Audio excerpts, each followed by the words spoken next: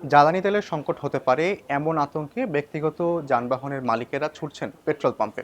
ঘন্টার পর ঘন্টা লাইনে দাঁড়িয়ে তারা তেল কিনছেন বা মজুত করতে চাইছেন। এই পরিস্থিতিতে বিপিসি যান ভেদে তেল কেনার সীমা নির্ধারণ করে দিয়েছে। এই আতঙ্ক কতটা যৌক্তিক, আর দেশে জ্বালানি তেলের মজুতি বা কতটুকু?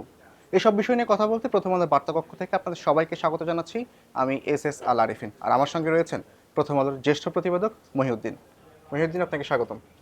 মহিউদ্দিন, আমরা গত 2-3 দিন ধরে দেখছি যে মানুষের দীর্ঘ সারি পেট্রোল পাম্পগুলোতে তেল নেওয়ার জন্য এক রকমের প্রতিযোগিতা, দীর্ঘ সময় অপেক্ষা। তো এটা তো একরকম আতঙ্কের কেনাকাটা বলা হচ্ছে বা প্যানিক বাইং বলা হচ্ছে। এটা আসলে কোন দিকে যাচ্ছে, আপনার কাছে কি মনে হয়?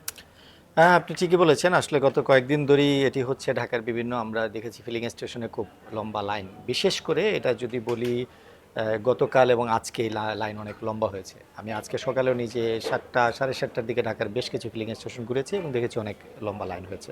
আজকের লাইনটা একটা তো আসলে গত কয়েকদিন ধরে এটা যেহেতু যুদ্ধ পরিস্থিতির কারণে বৈশ্বিক জ্বালানি সরবরাহ পরিস্থিতি একটু বদলে গেছে, সরবরাহটা একটু কমে গেছে।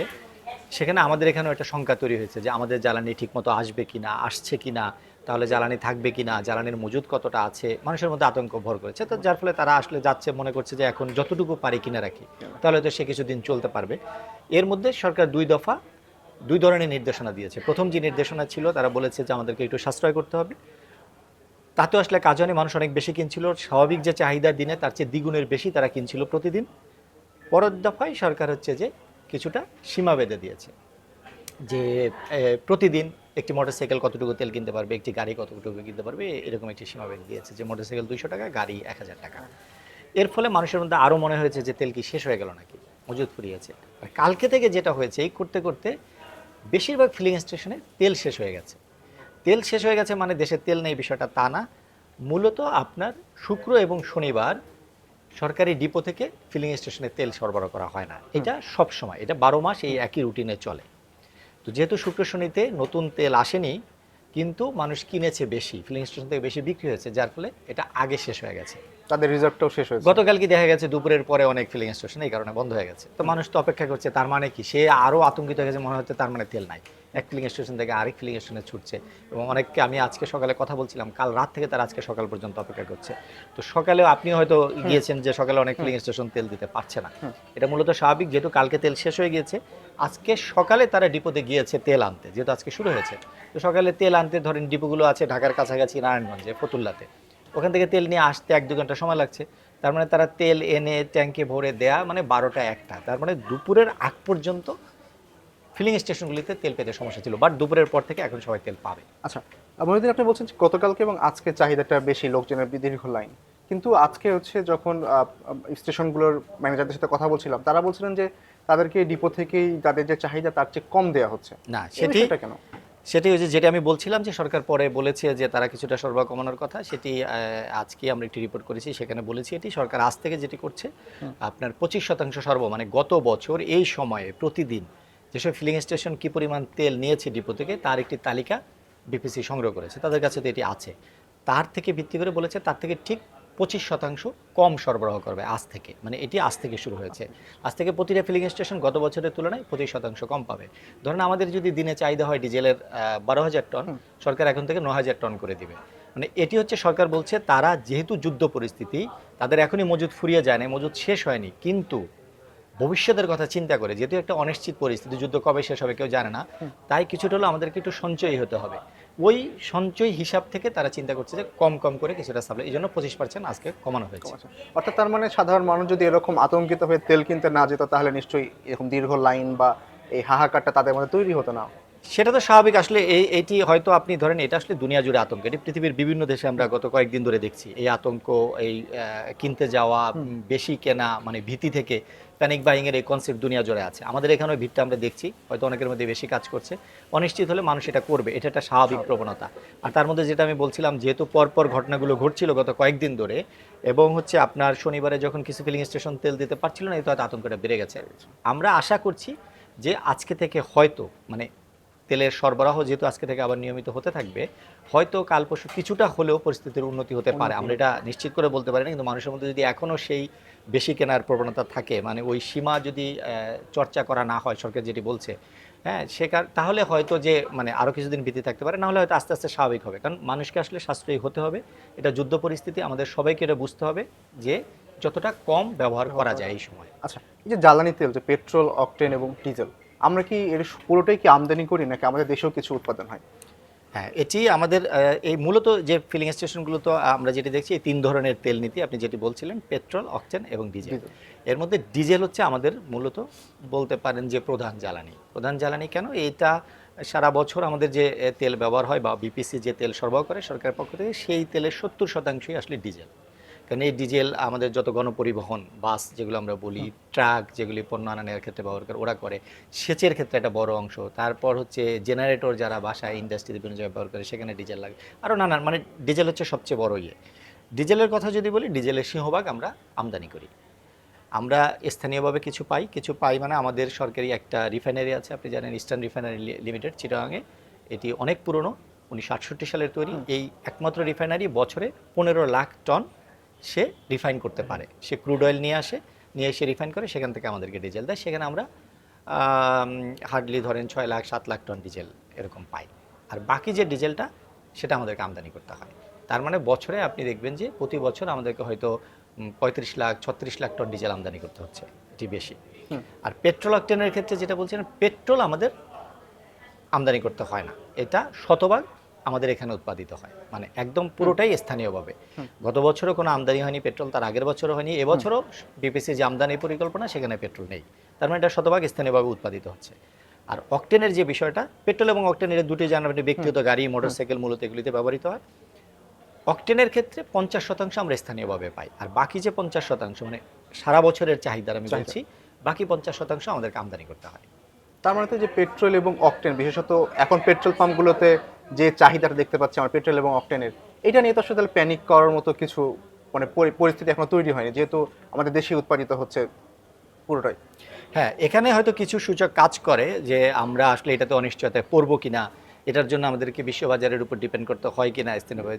যেটা বলছিলাম, পেট্রোল যদিও আমাদের পুরোপুরি দেশে উৎপাদিত হয়, কিন্তু আপনি জানেন এগুলো উৎপাদিত হয় মূলত হচ্ছে আমাদের যে গ্যাস ক্ষেত্র আছে, গ্যাস ক্ষেত্রগুলোতে গ্যাসের উপজাত হিসেবে আমরা একটা কনডেনসেট পাই। ওই কনডেনসেটটা রিফাইন করলে সেখান থেকে আমরা বিভিন্ন ধরনের জ্বালানি পাই, যার একটা বড় অংশ আমরা পেট্রোল পাই। এই কনডেনসেট সারা বছরের যে পেট্রোল চাহিদা, তা কিন্তু আমাদের স্থানীয় যে কনডেনসেট সেটি দিয়ে পূরণ করা যায় না। এর জন্য আবার কনডেনসেট আমদানি করতে হয়, এটি বেসরকারি খাতে আমদানি করা হয়। তো যদি ওই কনডেনসেট কোনো কারণে আমদানি না হয় বা যদি ওটি ব্যাহত হয়, সেই ক্ষেত্রে হয়তো ভবিষ্যতে গিয়ে আমাদের পেট্রোলেরও কিছুটা সংকট হতে পারে। তবে আপাতত কনডেনসেটের কোনো ঘাটতি নেই। আমাদের এখানে মোটামুটি সব প্রতিটা প্ল্যান যারা কাজ করছে চলছে, এবং এই নতুন করে গতকালই কনডেনসেটেরও একটি জাহাজ চট্টগ্রাম বন্দরে এসেছে, মানে নতুন আমদানি করা। তার মানে আপনার আপাতত আর পেট্রোলের যে মজুদ এখন আছে, সেখানে হয়তো আপনি যদি মজুতের হিসাব করেন, ডেইলি যে চাহিদা দিবে, তাহলে হয়তো 14-15 দিন চলবে। কিন্তু বিষয়টা এমন না যে 14-15 দিন পর শেষ হয়ে যাবে। এর মধ্যে তো প্রতিদিনই কিছু না কিছু আবার নতুন পেট্রোল যোগ হচ্ছে মজুদে। আচ্ছা, তাহলে ডিজেলের মজুদ কত দিনের আছে আমাদের? ডিজেলের যে মজুদ এখন পর্যন্ত আছে, মানে আপনি যদি দিনে, আমি যেটি বলছিলাম, স্বাভাবিক চাহিদা 12,000 টন, যদিও সরকার আজকে থেকে 9,000 টন করে দিনে দিবে। তো 9,000 টন করে যদি দেয়, এখন বর্তমানে যে মজুদ দেশে আছে ডিজেলের, তা দিয়ে 18 দিন চলার কথা। কিন্তু আমি আবারও বলি, তার মানে এটা না যে 18 দিন পর আমাদের ডিজেল শেষ হয়ে যাবে। কারণ এই মাসে মানে আপনার, আমি যদি আজকে থেকে বলি, 9 তারিখে 2টো জাহাজ আসছে ডিজেল নিয়ে, 13 তারিখ পর্যন্ত টোটাল 5টি জাহাজ আসবে, এবং এই 5টি জাহাজে প্রায় 1,80,000-85,000 টন ডিজেল আপনি মানে যোগ হবে নতুন মজুদে। তার মানে কি? তার মানে তো আবার মজুদ বেড়ে গেল, তার মানে আরও অনেক দিন চলবে। ঠিক একইভাবে আবার যদি 13 তারিখের পর মানে 14 তারিখ থেকে 31 তারিখ পর্যন্ত বলি, সেখানে প্রায় 11টি জাহাজ আমাদের শিডিউলে আছে, যার মধ্যে 9টি জাহাজ আসবে, প্রতিটিতে 30,000 টন করে ডিজেল আসবে। আর বাকি যে 2টি জাহাজ, সেখানে জেট ফুয়েল থাকবে, সাথে 10,000, 20,000 টন ডিজেল থাকবে। তার মানে প্রায় 3.5 লাখ, বা আপনি ধরেন 3 লাখের মতো, 3 লাখ টনের মতো ডিজেল এই মাসে আরও যোগ হওয়ার কথা। যদিও ওই জাহাজগুলি এখনও নিশ্চিত হয়নি যে কবে আসবে। যুদ্ধ পরিস্থিতির কারণে আসলে প্রতিটি জাহাজ একটু পিছিয়ে যাচ্ছে। যেটি 3 তারিখ আসার কথা সেটি হয়তো 6 তারিখ আসছে, যেটি 6 তারিখ আসার কথা সেটি হয়তো 10 তারিখ আসছে, যার ফলে কিছুটা উদ্বেগ আছে। কিন্তু এই ডিজেল যেগুলো আমাদের আসার কথা আমাদের সূচি অনুসারে, এগুলো যদি সব ঠিকঠাক আসে, তাহলে ডিজেল নিয়ে বড় ধরনের শঙ্কা নেই, কিন্তু জাহাজ আসতে হবে। আচ্ছা, আজকে প্রথম আলোতে আমরা একটা এখন যদি বলি যে আমাদের যে যুদ্ধ পরিস্থিতি নিয়ে যে লাইভ নিউজ চলছে, সেখানে একটি নিউজ এসেছে যে এরকম যে কুয়েতে সতর্কতামূলক ব্যবস্থা হিসাবে অপরিশোধিত তেল উৎপাদন কমানোর সিদ্ধান্ত নিয়েছে দেশটি। তাহলে এর কি কোনো প্রভাব বাংলাদেশে পড়বে? কিছুটা তো পড়তেই পারে, কারণ আমরা কুয়েত থেকেও তেল কিনি। মানে আমরা পৃথিবীর যেসব দেশ থেকে তেল কিনি, আমাদের তেলের একটা বড় উৎস আসলে মধ্যপ্রাচ্য, যেখানে আসলে যুদ্ধটা চলছে এখন। আপনি জানেন আমরা বছরে, যেটা আমি বলছিলাম শুধু, যে আমরা 15 লাখ টন অপরিশোধিত জ্বালানি মানে ক্রুড অয়েল যেটাকে বলে, সেটা আমরা আমদানি করি আমাদের রিফাইনারির জন্য। সেটি পুরোটাই আসে সৌদি আরব এবং আরব আমিরাত থেকে, এবং এই তেলটা আসে হরমুজ প্রণালী হয়ে, যেটি এখন বন্ধ আছে, যার ফলে এই তেলটা আমরা আপাতত পাচ্ছি না। যদিও আমাদের 1.5 লাখ টন মজুদ এখনও আছে, যা দিয়ে হয়তো মানে আপনি 4,000 করে ওরা প্রতিদিন করে, তার মানে আপনি মানে 1 মাসের বেশি সময় চলবে, আগামী মাসের প্রথম সপ্তাহ পর্যন্ত, মাঝামাঝি পর্যন্ত বা চলতে পারবে ইয়ারেল। তারপরে এই তেলটা আমাদের লাগবে। আর বাকি যে তেল, যেগুলি আমরা ডিজেল বা অকটেন বা ফার্নেস বা জেট ফুয়েল অন্যান্য জায়গা থেকে আমদানি করি, সেগুলো আমরা বিশ্বের বিভিন্ন দেশ থেকে কিনি, তার মধ্যে কুয়েত একটা। তো কুয়েত যদি হচ্ছে উৎপাদন বন্ধ করে দেয়, আসলে মধ্যপ্রাচ্যের যে কোনো দেশ, যেমন সৌদি আরবের সবচেয়ে বড় রিফাইনারিটাতে অ্যাটাক হয়েছে, তারা উৎপাদন বন্ধ করেছে, এরকম জায়গা থেকে যখন বন্ধ হয়, তখন আসলে পুরো জ্বালানি বাজারে একটা অস্থিরতা তৈরি হয়। জ্বালানি বাজারে সরবরাহ কমে গেলে কি হয়, তখন দেখবেন যে সেখানে যারা তেল কিনতে যাচ্ছে আমাদের মতো, আমাদের চেয়ে বড় প্রতিযোগী কিন্তু ওখানে আছে।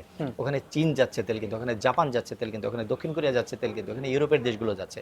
তো যার ফলে তেলের দামও কিন্তু হু হু করে বাড়ছে। তা আমাদের কিন্তু ওইটাও মাথায় রাখতে হবে যে আমাদের সাধ্য কতটুকু, যে কত দাম দিয়ে আমরা কিনতে পারবো। কারণ এর আগে আমরা 2022 সালে রাশিয়া ইউক্রেন যুদ্ধের সময় এরকম পরিস্থিতি দেখেছিলাম। তো সেটি মাথায় রাখতে হবে। এ কারণে কিন্তু সরকার বারবার করে বলছে, বা এই যে ব্যবস্থাটা নিচ্ছে, সাশ্রয়ের কথা বলছে বা সঞ্চয়ের কথা বলছে, মানুষকে সংযমী হতে বলছে, কম ব্যবহার করার কথা, এগুলি ওই ভবিষ্যতের কথা চিন্তা করে।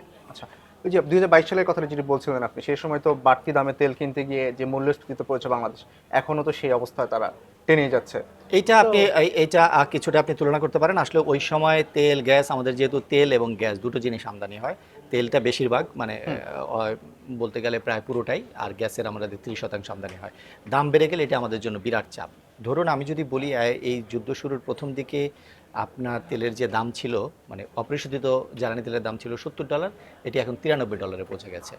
বা আপনি যদি ডিজেল, যেটি আমরা সবচেয়ে বেশি কিনি, সেই ডিজেলের দাম $88 ছিল, এগুলি $140 অতিক্রম করেছে। তার মানে এটা কিন্তু আস্তে আস্তে নাগালের বাইরে চলে যাচ্ছে। এত দাম দিয়ে কেনে, এটা সরকারের জন্য বিরাট চ্যালেঞ্জ, বিরাট চাপ। এটি অবশ্যই আমাদের যে বৈদেশিক মুদ্রা রিজার্ভ, সেখানেও চাপ তৈরি করবে।